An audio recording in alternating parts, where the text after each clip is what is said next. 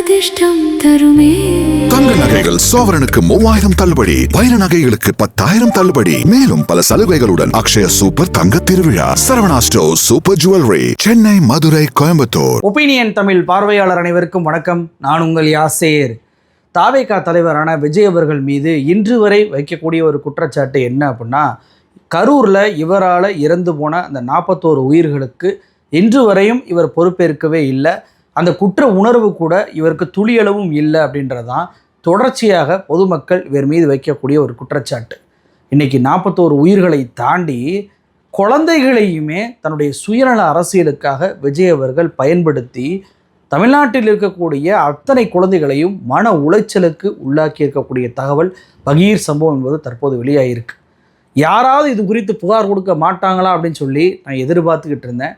இன்றைக்கி கோயம்புத்தூரை சேர்ந்த ஒரு விசிகா நிர்வாகி தன்னுடைய குழந்தை விஜயால் பாதிக்கப்பட்டிருக்கு அப்படின்னு சொல்லிட்டு துணிச்சலாக காவல்துறையிட்ட போய் புகார் என்பது கொடுத்திருக்கிறார். இது மிக மிக கொடுமையான தண்டனைக்குரிய ஒரு சட்டம். இதை தேர்தல் ஆணையம் கண்டிக்கிறது, பிஎன்எஸ் சட்டமும் கண்டிக்கிறது, ஜேஜே ஆக்ட் 2015 கண்டிக்கிறது, என்சிபிசிஆரும் எஸ்சிபிசிஆருமே இதை கண்டிக்கக்கூடிய ஒரு விஷயத்தை நம்மளால் பார்க்க முடியுது. இந்த சம்பவம் என்பது இந்த ஒரு பெற்றோருக்கு மட்டுமல்ல, மிகப்பெரிய அளவில் தமிழ்நாட்டு குழந்தைகள் விஜயால் பாதிக்கப்பட்டிருக்கிறாங்க. இது குறித்து தேர்தல் அதிகாரி அர்ச்சனா பட்நாயக் ஒரு வார்த்தையை சொல்லி இருக்கிறார். அந்த வார்த்தையே விஜய்க்கு இந்த விஷயத்தில் மிகப்பெரிய தண்டனை என்பது கிடைக்கும் அப்படின்றது தான் எல்லோருடைய எதிர்பார்ப்பாகவும் மாறி இருக்கு. அந்த புகாரில் அவர் என்ன சொல்லியிருக்கிறாரு, குழந்தைகள் இதனால் எப்படி பாதிக்கப்படுறாங்க, விஜய் அவர்களுடைய செயலுக்கு என்ன தண்டனை சட்டத்தில் சொல்லியிருக்க உள்ளிட்ட பல்வேறு விஷயங்களை இந்த வீடியோவில் விரிவாக பார்க்கலாம். இந்த வீடியோவை முழுமையாக பாருங்கள். மறக்காமல் என்னுடைய ஒப்பீனியன் தமிழ் சேனலை சப்ஸ்கிரைப் பண்ணிக்கோங்க. கோவை கணபதி பகுதியைச் சேர்ந்த விசிகாவுடைய தொண்டரணி அமைப்பாளரான பாலகிருஷ்ணன் என்பவர் தான் இன்றைக்கி கோவை மாநகர காவல் ஆணையாளர்கிட்ட போயிட்டு ஒரு புகார் என்பது கொடுத்துருக்கிறார். அந்த புகாரில் அவர் என்ன சொல்கிறார் அப்படின்னா, கடந்த ஏப்ரல் 21 அதாவது தேர்தலுக்கு 2 நாள் முன்பு விஜய் அவர்கள் பேசும்போது ஒவ்வொரு குழந்தைகளையும் சுட்டி காட்டி நீங்கள் எப்படி சாக்லேட்டுக்காக ஒரு கிண்டர் ஜாய்க்காக அடம்பிடிச்சு சாதிப்பீங்களோ அதே மாதிரி விசிலுக்கு விஜய் மாமாக்காக விசிலுக்கு ஓட்டு போட சொல்லி உங்கள் வீட்டில் இருக்கக்கூடிய அத்தனை நபர்களையுமே ப்ரெஷர் கொடுங்க, சாதிச்சிருங்க அப்படின்னு சொல்லிட்டு பேசினார். இதனால் என்னுடைய குழந்தை மன ரீதியாக பாதிக்கப்பட்டிருக்கான். இந்த பேச்சை கேட்டதுலேருந்தே நீ தாவேக்காவுக்கு தான் ஓட்டு போடணும் அப்படின்ற ப்ரெஷரை என் மேலே செலுத்த ஆரம்பித்தான். நான் ஃபஸ்ட்டு ஆரம்பத்தில் ஒத்துக்கிறல, இதனால் சாப்பிடாம என் பையன் அடம்பிடிக்க ஆரம்பித்த உடனேயே எனக்கு மிகப்பெரிய மன உளைச்சல் ஆயிடுச்சு. என் பையன் மன உளைச்சல் ஆகுறான் அப்படின்றக்காக நான் பொய்யாக தாவேக்காவுக்கே ஓட்டு போடுறேன் அப்படின்னு சொல்லி சொன்னேன். எனக்கு இது மிகப்பெரிய அளவுக்கு மன உளைச்சலை ஏற்படுத்துச்சு. நான் தாவேக்காவுக்கு ஓட்டு போட சொன்ன பிறகும் கூட அதை சாப்பிடாம அடம் பிடிக்கிறான். விஜய் மாமா ஒருவேளை தோற்று போயிட்டார் அப்படின்னா நான் இனிமேல் சாப்பிடவே மாட்டேன் அப்படின்னு சொல்கிறான். எனக்கு ரொம்ப பயமாக இருக்குது. என்னுடைய குழந்தை மட்டுமல்ல, இந்த தமிழ்நாட்டில் இருக்கக்கூடிய விஜயுடைய பேச்சை கேட்ட அத்தனை குழந்தைகளுமே இந்த பிரச்சனைக்கு உள்ளாக இருக்கிறாங்க, மன உளைச்சலுக்கு உள்ளாக இருக்கிறாங்க. அதனால் அவங்களுடைய பெற்றோர்களும் மன உளைச்சலுக்கு உள்ளாக இருக்கிறாங்க. இதனால் விஜய் அவர்கள் மீது கண்டிப்பாக நடவடிக்கை எடுக்கணும். அவருடைய பேச்சை சமூக வலைதளத்திலேருந்து முழுமையாக நீக்கணும். நான் தேர்தல் ஆணையத்துக்கும் புகார் கொடுத்துருக்கேன். இன்றைக்கி போலீஸ் கமிஷனர்கிட்டையும் புகார் கொடுத்துருக்குறேன். எந்த நடவடிக்கை எடுக்கலை அப்படின்னா நான் நீதிமன்றத்திற்கு போவேன் அப்படின்னு சொல்லிட்டு ஒரு பெற்றோராக, அரசியல் கட்சியினராக இல்லை, ஒரு பெற்றோராக தன்னுடைய குழந்தை எந்த அளவுக்கு பாதிக்கப்பட்டிருக்கு அப்படின்னா இன்னைக்கு இப்படி ஒரு புகாரை கோயம்புத்தூரில் இருக்கக்கூடிய ஆணையாளர் அலுவலகத்தில் போய் அவர் கொடுத்துருப்பார். எவ்வளோ பெரிய மன உளைச்சல் பாருங்க. இவர் சொல்வதைப் போல இவருடைய குழந்தை மட்டுமல்ல, தமிழ்நாட்டில் இருக்கக்கூடிய பல்வேறு குழந்தைகள் இதனால் பாதிக்கப்பட்டிருக்கு. அதை நான் டீட்டெயிலாக சொல்கிறதுக்கு முன்னாடி விஜய் முதல்ல என்ன பேசினார் அப்படின்ற வீடியோவை பாருங்க. இந்த நேரத்தில் ஒவ்வொரு வீட்டில் இருக்கிற என்னுடைய குட்டி நண்பா நண்பீஸுக்கு ஒரு ரிக்வெஸ்ட். உங்களுக்கு ஏதாவது ஒரு சாக்லேட்டோ இல்லை ஏதாவது ஒரு கிண்டர் ஜாய் வேணும் அப்படின்னா அழுது அடம் பிடிச்சி சக்ஸஸ் பண்ணிடுறீங்கல்ல, அந்த மாதிரி உங்களுக்கு ஏதாவது ஒரு ட்ரெஸ் வேணும்னா அழுது அடம் பிடிச்சி சக்ஸஸ் பண்ணிடுறீங்களே, அந்த மாதிரி உங்களுக்கு பிடிச்ச இந்த விஜய் மாமாவுக்காக, இந்த விஜய் மாமா ஜெயிக்கணுன்றதுக்காக, நம்ம தமிழ்நாடு ஜெயிக்கணுன்றதுக்காக உங்க வீட்டில் இருக்கிற உங்களுடைய அம்மா, அப்பா, சித்தி, சித்தப்பா, பெரியப்பா, பெரியம்மா, ஒவ்வொரு வீட்டில் இருக்கிற ஓட்டு போடுற வயசுல இருக்கிற அண்ணா அக்கா எல்லாருக்கிட்டையும் விசில் சின்னத்துக்கு ஓட்டு போட சொல்லுங்க. சப்போஸ் யாராவது ஓட்டு போடாம வீட்டுல உட்கார்ந்துட்டு இருந்தாங்கன்னா அவங்க காதலியே போய் அன்பா விசில ஊதி ஓட்டு போட ஓட வைங்க. விசிலுக்கு ஓட்டு போடுற வரைக்கும் விடாதீங்க. விசிலுக்காக போடுற வரைக்கும் விடாதீங்க அப்படின்றார். எவ்வளவு பெரிய ஆபத்தான வார்த்தை இது. இந்த ஆபத்தான வார்த்தையை விஜய் அவர்கள் உணர்ந்து பேசினாரா உணராம பேசினாரான்னு தெரியல. ஆனால் ஒட்டுமொத்த விஜய் டீமுமே, விஜய் கூட இருக்கக்கூடிய ஆக்டர் விஜய் டீம் அப்படின்னு சொல்லிட்டு ஒரு டீம் இருக்குது, அவங்க இதை சமூக வலைதளத்தில் கட் பண்ணி பரப்புகிறாங்க. இது எல்லா பக்கமும் வேகமாக பரவுது. தவைக்காவினர் அதிகமாக பரப்புகிறாங்க. இதனால் குழந்தைகள் பாதிக்கப்பட்டு பல்வேறு பெற்றோர்கள் தங்களுடைய குழந்தைகள் தாவேக்காவுக்கு ஓட்டு போட சொல்லி தாத்தா பாட்டியை நிர்பந்தம் பண்ணுது, அப்பாவை நிர்பந்தம் பண்ணுது, அம்மாவை நிர்பந்தம் பண்ணுது அப்படின்னு சொல்லி, இல்லைன்னா நாங்கள் சாப்பிட மாட்டோம், உன்னை வீட்டை விட்டு துரத்திடுவோம், உன்னை ஏதாவது பண்ணிடுவோம், அழுகுவோம் அப்படின்னு சொல்லி அடம்பிடிப்பதை ஏதோ ஜாலியாக நினச்சிக்கிட்டு சமூக வலைதளத்தில் ஆரம்பத்தில் பகிர ஆரம்பிக்கிறாங்க. இது ஜாலி கிடையாது, இது மிகப்பெரிய ஒரு குற்றம். குழந்தைகளுடைய உரிமைகள் விஷயத்தில் அவங்களுடைய சிந்திக்கும் திறனை, பகுத்தறியும் தன்மையை இளம் வயதிலேயே அவங்களுடைய அறிவை மழுங்கடிக்கக்கூடிய ஒரு தன்மை. உங்களுடைய குழந்தைய ஒருத்தன் சுயநலத்திற்காக இவ்வளவு தூரத்திற்கு இன்ஃப்ளூயன்ஸ் பண்ணுறான் அப்படின்னா அது எத்தகைய விளைவை ஏற்படுத்தும் தெரியுமா? இன்னைக்கு இந்த பாலகிருஷ்ணன் அவர்களுடைய குழந்தை சாப்பிடாம இருக்குங்க, உடல் ஆரோக்கியம் கெட்டு போச்சுன்னா விஜய் அவர்கள் அதற்கு என்ன பதில் கொடுப்பாரு? தன்னால் 41 உயிர்கள் இறந்து போச்சுங்க, அதுக்கு நேரில் கூட போகல. குழந்தைகள் இறந்து போன 2 வயசு குழந்தைலாம் இறந்து போச்சு, போய் பார்க்கவே இல்லை. அந்த குற்ற உணர்வே இல்லாமல் என்ன ஸ்டாலின் சார் அப்படின்னு சொல்லிட்டு அவர் மீது பழி போட்டு இதே 21ஆம் தேதி பேச்சில் பார்த்தீங்கன்னா நக்கலாக சிரிச்சுட்டு பேசினார். ஏன் உங்கள் அடிமை செந்தில் பாலாஜியை கோயம்புத்தூருக்கு அனுப்புனீங்க, நீ தான் தப்பு பண்ணலையே அப்படின்னு சொல்லிட்டு. அப்போ தன்னுடைய தேர்தல் பிரச்சாரத்திற்காக 41 உயிர்களை பயன்படுத்தினது மாதிரியே இன்னைக்கு குழந்தைகளை ஆபத்தான முறையில் இவர் பயன்படுத்துகிறார். எவ்வளவு குழந்தைகள் இதனால் மன ரீதியாக பாதிக்கப்படும் தெரியுமா? நான் யதார்த்தமாக கேட்குறேங்க. ஒருவேளை மே 4ஆம் தேதி விஜய் தோற்று போயிட்டாருன்னு வச்சுக்கோங்களேன், கண்டிப்பாக தோற்று போயிடுவார். பெரியவர்களே எந்த அளவுக்கு பேசிக்கிட்டு இருக்கிறாங்க, விஜய் தோத்துட்டா எங்களால் தாங்க முடியாது, நான் ஏதாவது பண்ணிக்கிறேன் அப்படி இப்படின்னு சொல்லிட்டு பெரியவர்களே இளைஞர்களே பேசுவதை பார்க்க முடியுது. அந்த பச்சிலம் குழந்தைகள் என்னங்க முடிவெடுக்கும்? நம்ம அப்பா நம்மக்கிட்ட பொய் சொல்லிட்டாரு, நம்ம அப்பா தாவேக்காவுக்கு ஓட்டு போடலை, நம்ம அப்பா ஓட்டு போடாதனால தான் விஜய் மாமா தோற்று போயிட்டாரு, அப்பா நம்மளை நம்ப வச்சு ஏமாற்றிட்டாரு அப்படின்னு சொல்லி அப்பாவுக்கு எதிராக அந்த குழந்தை சிந்திக்குமா சிந்திக்காது? அவங்க பெற்றோர்களுக்கு எதிராக, அவங்களுடைய உறவினர்களுக்கு எதிராக, அந்த வீட்டில் இருக்கக்கூடிய அத்தனை நபர்களுக்கு எதிராக அந்த குழந்தை சிந்திக்குமா இல்லையா? அப்போ தன்னுடைய குடும்பத்தை எதிரியாக நினைத்து தன்னை தனிமைப்படுத்தக்கூடிய மனரீதியான தாக்கத்திற்கு அந்த குழந்தை வருவாங்களா மாட்டாங்களா?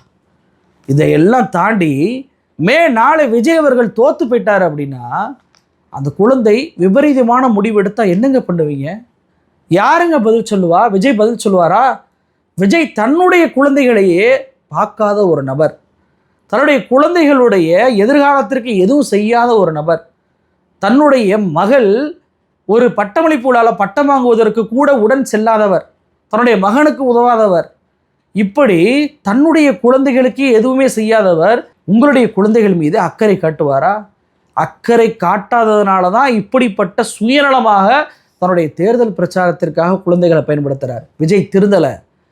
விஜய் இந்த பிரச்சார மேடையில் இதை பேசிவிட்டு தேர்தல் முடிஞ்ச உடனே ஒரு அறிக்கையை வெளியிடுறார்.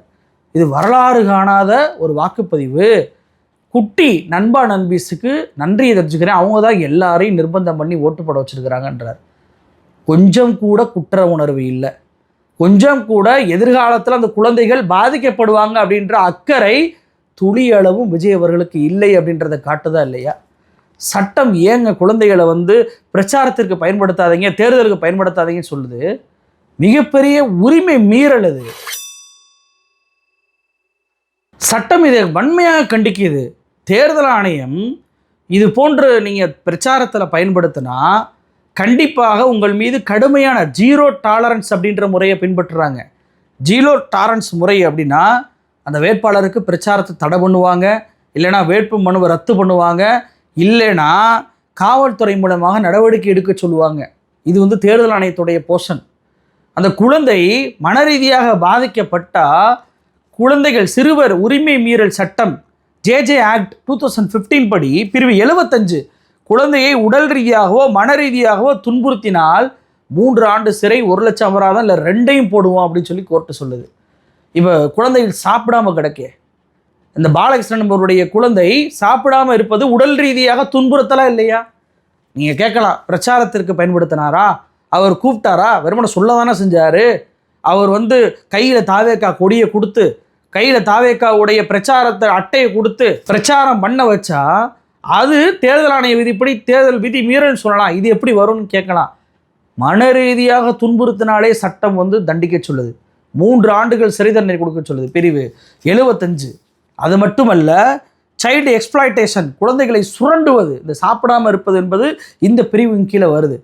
மென்டல் குரூவாலிட்டி மன ரீதியான வன்கொடுமை பண்ணுவது, மன ரீதியாக விஜயை தோக்கடிச்சிட்டாங்க அப்படின்னு சொல்லிட்டு பெற்றோர்களை எதிரியாக நினைப்பது, மன அழுத்தத்திற்கு உள்ளாவது, இதெல்லாம் குழந்தைகளை வன்கொடுமை பண்ணுவதற்கு சமம். பிரிவு 75 இதை ரொம்ப வன்மையாக கண்டிக்குது. வெறுமனை இந்த ஜேஜே ஆக்ட் மட்டும் இல்லை, பிஎன்எஸ் சட்டமே இதை வன்மையாக கண்டிக்குது. பிஎன்எஸ் சட்டத்தின்படி அன்டு இன்ஃப்ளூயன்ஸ், அதாவது ஒரு வாக்காளரை தூண்டுவதற்கு அல்லது குழந்தையை பயன்படுத்துவது தேர்தல் குற்றம் அப்படின்னு சொல்லிட்டு சொல்லுது. இதற்கு 1 ஆண்டு வரைக்கும் சிறை தண்டனை அப்படின்னு சொல்லுது. இது பிஎன்எஸ் ஆக்ட் சட்டத்தின்படி சொல்லுது.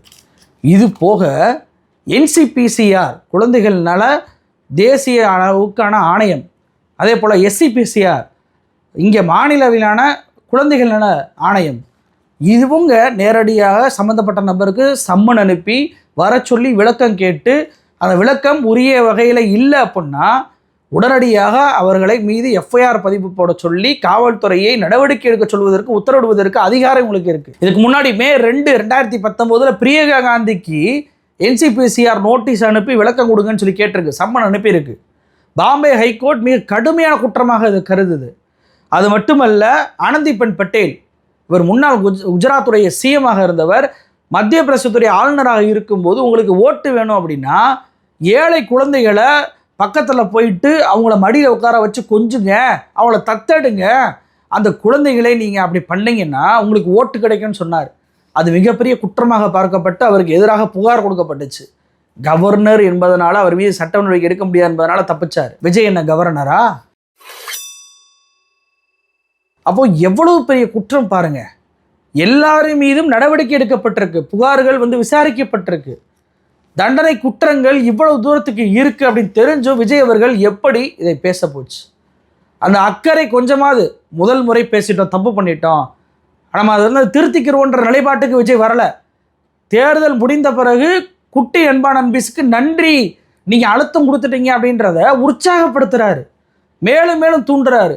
இப்போது ஒரு 4th படிக்கிற பிள்ளை, ஒரு 5th படிக்கிற பையன் இந்த இன்ஃப்ளூயன்ஸ் ஆகுறான்னு வச்சுக்கோங்களேன், அரசியல் ரீதியான சிந்தனை புகுத்தப்பட்டுச்சுன்னா படிப்பு ஏறுமா?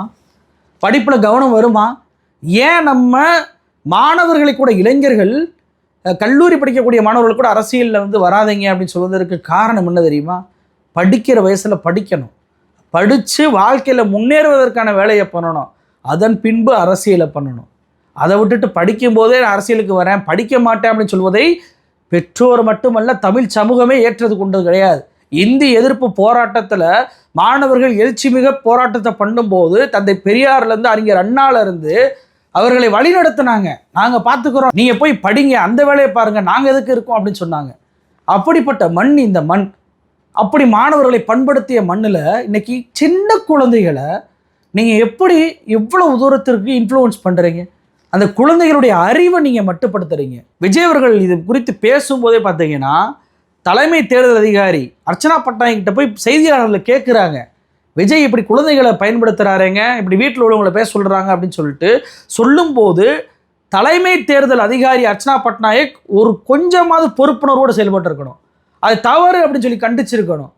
ஆனால் அவங்க சொன்ன வார்த்தை என்ன தெரியுமா? ஸ்பெசிஃபிக்காக ஏதாவது கேஸ் இருந்தால் சொல்லுங்கள் பார்க்கலாம் அப்படின்னு சொன்னாங்க.